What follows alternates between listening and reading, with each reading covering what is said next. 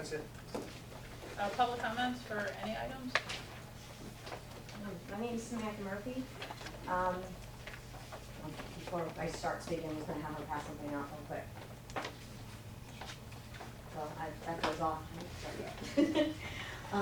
I had called up a few times to the superintendent's office, requested a meeting, and was pretty much disregarded without my request being honored for a meeting regarding my son. So, in front of you, you have letters from both my son, Jacob Murphy, who is a student at Loring Fleming. You have letters from his pediatrician and his pediatric allergist. And I kind of put a little something together to read to the board here so you can kind of understand where I'm coming from. Picture this, my son Jacob sitting at the school cafeteria eating lunch with his friends when one of them notices he's making little noises in the back of his throat. If you didn't know Jacob as closely as his best friends do, you would think he was simply clearing his throat, but his friends know better, so one of them bolts from the table to run for help. You see that little innocent sounding throat clearing is a sign that he's about to go into anaphylaxis, which is a potentially fatal allergic reaction where your throat closes up and you can't breathe and you could die, literally drop dead at the lunch table. Thankfully, the hypothetical story has a happy ending because his friends recognized this, ran for help. Teachers know him, nurse knows him. He was taken care of, got his EpiPen, and stabilized until EMTs and medics took him to the hospital. The story may not have had a happy ending had it been a different situation. If he had not been surrounded by the people who know him, who've spent pretty much all 10 years of life with him, if he had been in a new school where he was just starting to make new friends, the situation could have ended in tragedy. As Ms. Dentino and Mr. Bilodeau are aware, my son's father, my ex-husband, is moving a few blocks away pretty much into a different school zone for Jacob's last year of elementary school.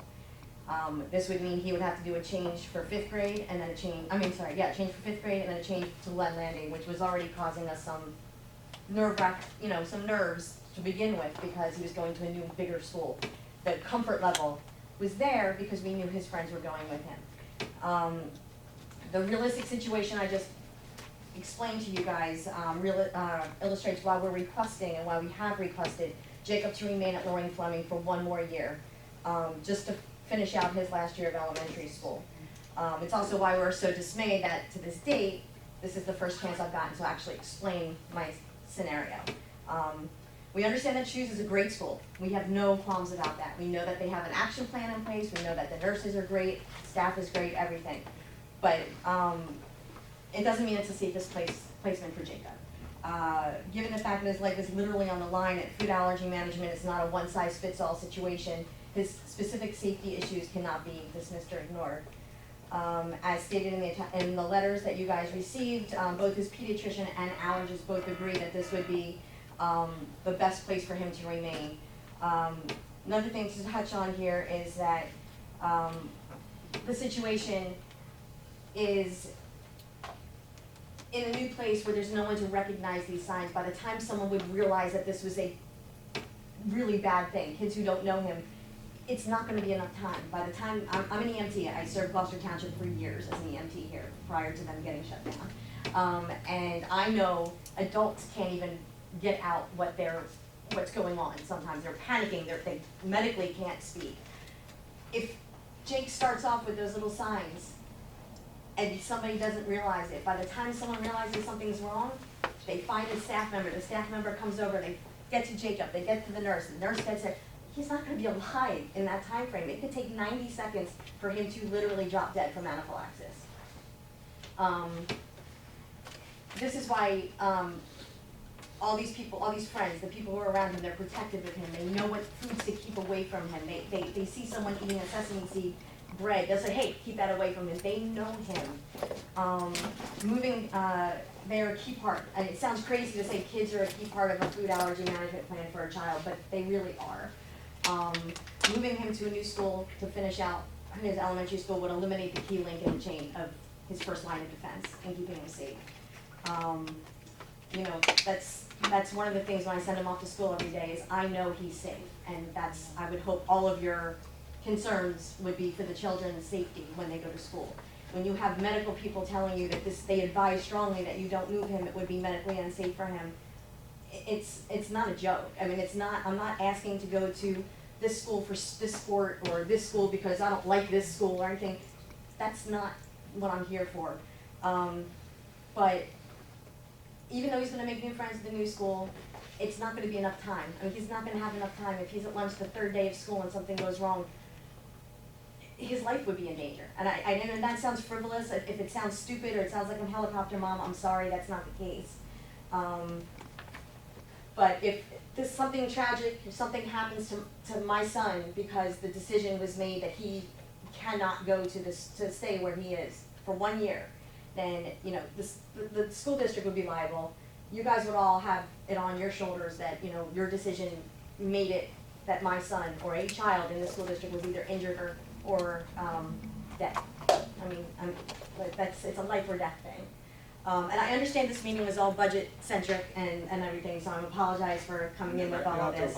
And I know that this isn't a priority, the budget is the big picture here. The children are the priority of the school board. That's why I'm here, because that's what I was hoping, and I was hoping to have the conversation with Mr. Bilodeau when I requested the meeting, and instead I received no phone calls back, but a letter stating basically sorry, not sorry.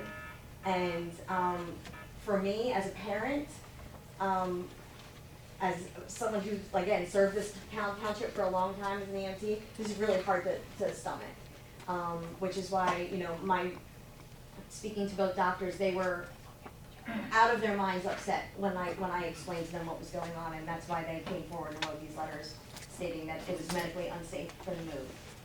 So, that's all. I just was hoping that you guys would hear me out and maybe rethink the decision to not allow my son to have a special permission to remain. We already drive him to and from school every day. We drive him, he's never taken the bus, mainly for fear of allergens and things like that. He's not as protected. We'll still continue to drive him to and from.